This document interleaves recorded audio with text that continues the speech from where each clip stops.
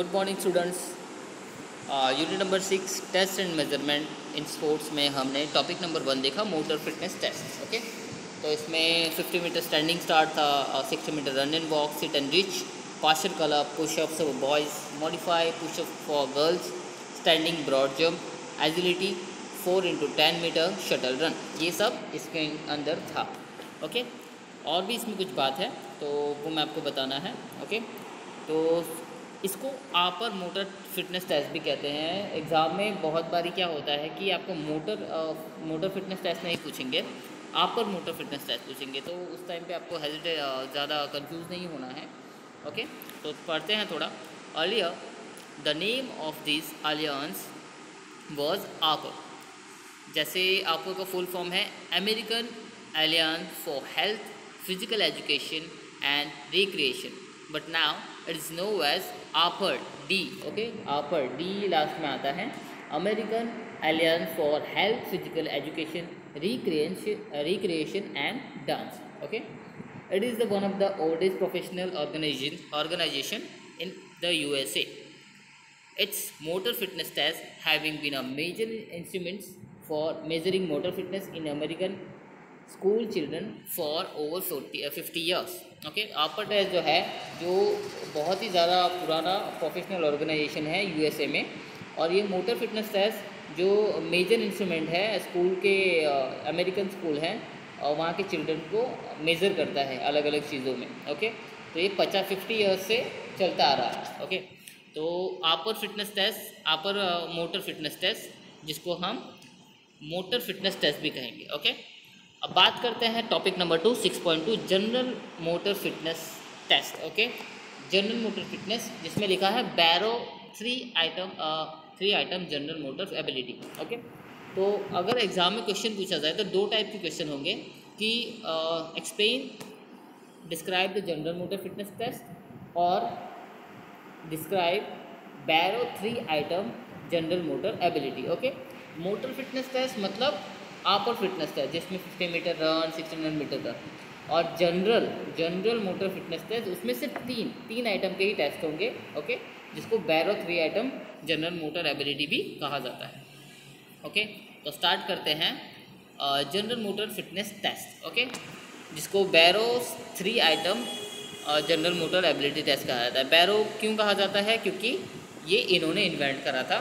Okay, motor abilities play a virtual role in achieving expects position in the game and sports। Motor ability जो है, जो बहुत ज़्यादा virtual ability हमें achieve कराती है स्पोर्ट्स एंड गेम्स में। Motor fitness involve speed, agility, power, coordination, strength and so on. Okay, motor fitness test में आपकी स्पीड, एजिलिटी, पावर, कोऑर्डिनेशन और स्ट्रेंथ इन्वॉल्व होती है। ओके, और चालू रहती है। This components of fitness are necessary for competitive at top level. मतलब ये जो है फिटनेस लेवल, ये कंपाउंड जो है फिटनेस का, ये आपको कंपटीशन में टॉप लेवल पे लेके जाता है अगर आप इसमें फिट रहते हैं तो। For measuring general motor fitness at 3 item test, battery of Barrow is used in this test. Battery of the 3 items such as standing broad jump, zigzag run and medicine ball put are used to measure the general motor ability of an individual. The detail of administration of these tests are described below. Okay, ये general motor fitness test है।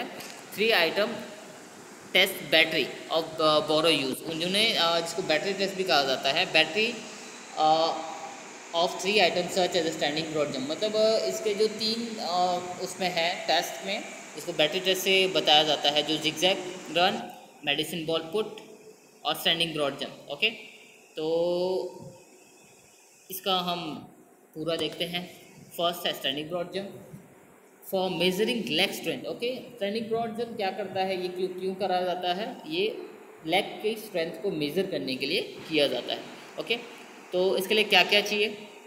Okay, leg की strength measure करने के लिए इसमें लिखा है equipment and material, a mat of 15x12 feet and a measuring tape if the mat is unmark. अगर ये क्या है कि एक मैट लेना होगा 15x12 फीट का। ओके, तो 12 फीट लंबा होगा और फिर 5 फीट चौड़ा होगा। ओके, तो इसके ये लेना होगा और मेजरिंग टेप लेना होगा। अगर मेजरिंग टेप मार्क नहीं किया होगा मैट पे तो, बट जनरली हम जब स्टैंडिंग बोर्ड जब यहाँ पे लोकल लेवल पे, लोकल ग्राउंड पे करते हैं, मतलब ग्रास रूट लेवल पे, छोटे स्कूल पे, तो हमें हमारे पास मैट नहीं होता है। ओके, हमारे पास क्या होता है, ग्राउंड होता है। ग्राउंड में हम एक लाइन को ड्रॉ करके उस लाइन के अगेंस्ट सामने हम जंप करते हैं। ओके, तो ये इक्विपमेंट चाहिए होता है, तो ये आपको इक्विपमेंट लिखना है क्योंकि ये बुक्स में दिया हुआ है। ओके, प्रोसीजर क्या है ये देख लेते हैं। यहाँ पे स्टैंडिंग ब्रॉड जंप दिख रहा है। ओके, पहले स्टैंडिंग ब्रॉड जंप दिख रहा है कि एक लाइन के पीछे प्लेयर खड़ा है एंड वो जंप कर रहा है। ओके, प्रोसीजर इसका देख लेते हैं। A take off line is mark on ground, मतलब एक लाइन मार्क की होती है, उसके पीछे से आपको जंप करना होता है। उसके ऊपर अगर रहे तो फाउल होगा, तो उसके पीछे से कुछ इंचेस पीछे से खड़े रहना है ताकि वो फाउल ना हो। Subject stand the behind the take off line with the feet several inches apart. जैसे मैंने बताया कि जो सब्जेक्ट है, जो प्लेयर है, वो लाइन के बिहाइंड खड़ा होगा कुछ इंचेस पीछे। Okay, the subject swing the arm and bend the knees to take a jump in the long jump पिट।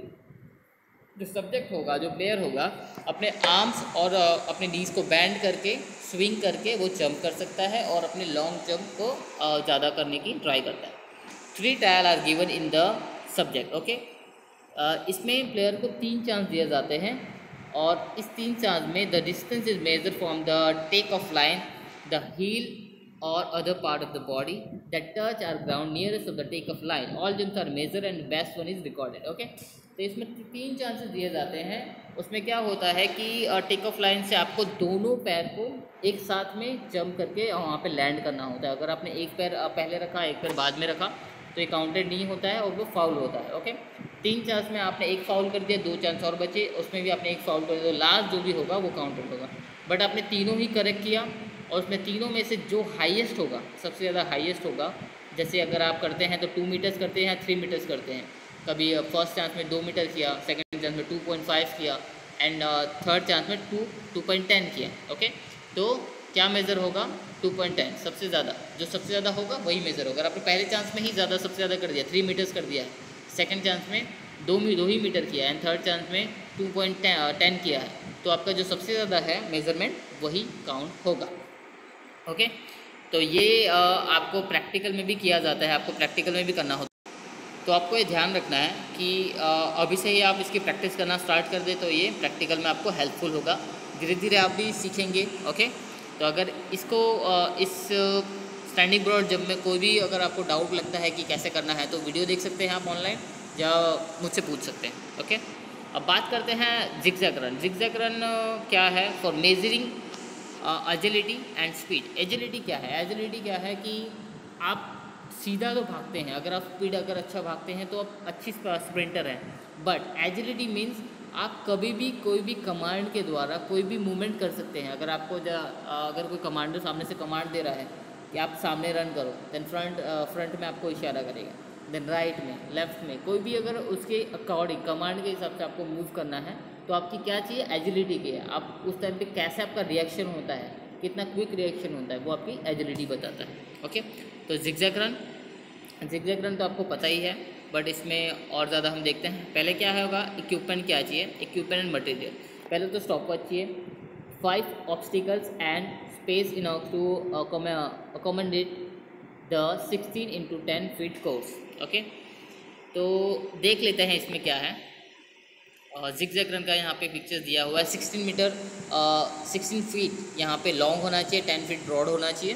तो इसमें कोन्स रखे हुए हैं, 5 कोन्स रखे हुए, और यहाँ पे बताया गया है, यहाँ से लेफ़्ट से स्टार्ट करेंगे तो यहाँ पे दिखाया गया, एरोस बताया है कि आपको कैसे रन करना है, उसके बाद में कैसे आपको मूव करना है। तो ये मूव करते रहना है जिगजैग, ताकि आपकी बॉडी उतना मूव कर सके जैसा आप चाहते हैं, जब कभी भी इतना रन कर सकते हैं।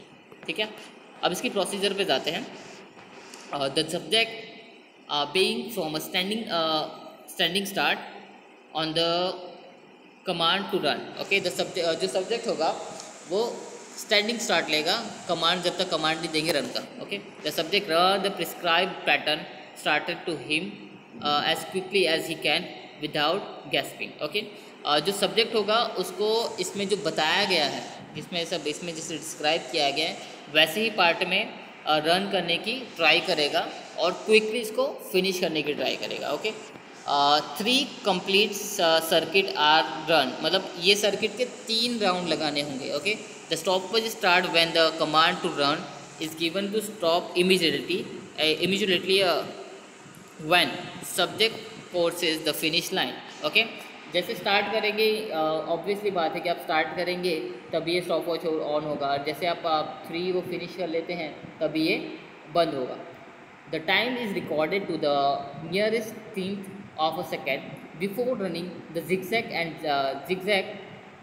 zag run the subject show a warm up properly. Okay, जब ये टाइम रिकॉर्ड होगा उसके पहले आपको क्या करना होगा? सेकंड थिंग, पहले आपको तो जिगजैग रनिंग करने से पहले आपको खुद की बॉडी को वार्म अप करना होगा। अगर आप वार्म अप किए बिना ही जाते हैं तो आपके बॉडी में स्ट्रेचिंग हो सकती है, क्रैम्प्स आ सकते हैं, कुछ आप गिर सकते हैं, इंजरीज हो सकती है। ओके, तो पहले तो वार्म अप करना ज़रूरी है। इसके पहले the subject should wear proper fitting shoes and good transaction to avoid blister and sleeping. Okay, जो सब्जेक्ट होगा, जो प्लेयर होगा उसको प्रॉपर फिटिंग शूज़ पहनना ज़रूरी है ताकि वो गुड ट्रांजेक्शन और स्लिप ना हो जाए और किसको इंजरी ना हो जाए। शूज़ अच्छे ज़रूरी है ताकि आप इसमें क्या हो, एजिलिटी रन में आपको कभी भी मूव करना होता है, उस टाइम पे आपका स्लिप हो जाओगे। अगर आपने शूज़ नहीं पहने होंगे तो आपको एब्रेशन हो सकता है। ओके, तो ये सारी चीज़ ध्यान रखनी है। Demonstration of the pattern of the course should be given by the administrator before the beginning of the run. मतलब ये जो पैटर्न है इसका डेमोन्स्ट्रेशन आपको दिया जाएगा स्टार्ट करने से पहले ही। जो एडमिनिस्ट्रेटर होगा या कोई टीचर होगा या कोच होगा या कोई प्लेयर होगा वो आपको पहले ही स्टार्ट होने से पहले आपको डेमोन्स्ट्रेशन दे देगा कि इसको कैसे करना है। Okay, the second was zigzag run, the third one is medicine ball put. Okay, medicine ball put क्या है? मेडिसिन क्या है? मेडिसिन बॉल क्या है? हम मेडिसिन मतलब दवा समझते हैं, बट ये मेडिसिन बॉल एक टाइप का फुटबॉल जैसा एक होता है। ओके, फुटबॉल जैसा साइज़ में होता है। गर्ल्स के लिए 1 kg एंड बॉयज़ के लिए 3 kg। ध्यान रखना है ये चीज़, ये शॉर्ट क्वेश्चन में भी आ सकता है। ओके, बॉयज़ के लिए 3 kg एंड गर्ल्स के लिए 1 kg। ओके, तो देखते हैं for measuring arm and shoulder strength. Okay, zigzag run किस लिए क्या कर रहा था, किस लिए हम कराते थे? एजिलिटी एंड स्पीड को मेज़र करने के लिए हम जिगजैग रन कराते थे। Okay, and third one is medicine ball put. हम क्या करते हैं? आर्म एंड शोल्डर स्ट्रेंथ को मेज़र करने के लिए मेडिसिन बॉल पुट करवाते हैं। ओके, किसके लिए? आर्म एंड शोल्डर की स्ट्रेंथ को मेज़र करने के लिए मेडिसिन बॉल पुट करवाते हैं। इक्विपमेंट एंड मटेरियल क्या चाहिए? Medicine ball and measuring tape. Okay, क्या चाहिए? एक मेडिसिन बॉल चाहिए जो बॉयज़ के लिए 3 kg का होगा और गर्ल्स के लिए 1 kg का। ओके, और मेजरिंग टेप, मेजरिंग टेप इसलिए चाहिए क्योंकि आप जहाँ से थ्रो करेंगे, जहाँ तक आपका बॉल जाएगा वो लैंड होगा, वहाँ आपके आप वहाँ तक का मेजरमेंट करेंगे। ओके, तो देख लेते हैं पहले। मेडिसिन बॉल थ्रो लिखा है। Okay, throw the ball forward as far as you can. Okay, आपको अपनी प्लेस से ही खड़े रह के, आपको रनिंग करके नहीं करना है, ये अपनी प्लेस पे ही खड़े रह के करना है। आप अपने आर्म को स्विंग कर सकते हैं, आप अपनी नीज को बैंड कर सकते हैं, और आप जहाँ तक आप फेंक सकते हैं बॉल को फेंक सकते हैं, वहाँ तक आप फेंको। ये अपनी प्लेस पे रह के ही करना है। ओके, इक्विपमेंट देख लिया, आप उसका प्रोसीजर देखते हैं। The subject stand between 2 restraining line which are 16 feet apart. In case of girl a medicine ball of 1 kg is provided. जैसे मैंने कहा, जो सब्जेक्ट है वो एक लाइन के ऊपर खड़े रहेंगे जो 16 feet अपार्ट होगी सामने। इन केस अगर वो गर्ल हुई तो 1 kg का मेडिसिन बॉल प्रोवाइड होगा। whenever in case a boy a medicine ball of 3 kg is provided to be put। अगर बॉय होगा तो उसको 3 kg के लिए 3 kg का मेडिसिन बॉल प्रोवाइड होगा पुट करने के लिए, फेंकने के लिए। After that he or she attempt to put the medicine ball out as far as possible without crossing the restraining line। Okay, अगर जो है प्लेयर जो वो एज पॉसिबल है, वो जो भी है विदाउट क्रॉसिंग द लाइन वो अटैम्प्ट करते हैं। He should hold the medicine ball at the junction of the neck and shoulder, then the ball should be put straight down the course. 3 trials are given to him her, the best trial is recorded. Okay, जैसे first test हमने देखा ना, जैसे standing crowd jump कर रहे थे, उसमें भी तीन बार आपको चांस दिया जा रहा था। ओके, 3 ट्रायल दिए जाएंगे जिसमें जो आपका बेस्ट होगा वो रिकॉर्डेड होगा। ओके, अलग अलग तरीके के हैं, आपको शोल्डर पे भी रख के कर सकते हैं। ओके, और देन आपको सामने से, पर आपकी बॉडी आपके पैर सीधे रखे होने चाहिए। The distance is computed to the nearest foot. A put is in which the subject committed as foul is not scored. Okay, जो भी आप डिस्टेंस करेंगे वो आपके फुट से, आपके फुट जहाँ पे आप खड़े हैं वहाँ से डिस्टेंस मेज़र होगा। और जो आप पुट कर रहे हैं, आप फेंक रहे हैं, जो सब्जेक्ट कमिट कर रहे हैं फाउल, तो वो स्कोर नहीं गिनाया जाएगा, वो फाउल होगा। Okay, however it if all the trial are fouls, subject he should try until he she make a fair put।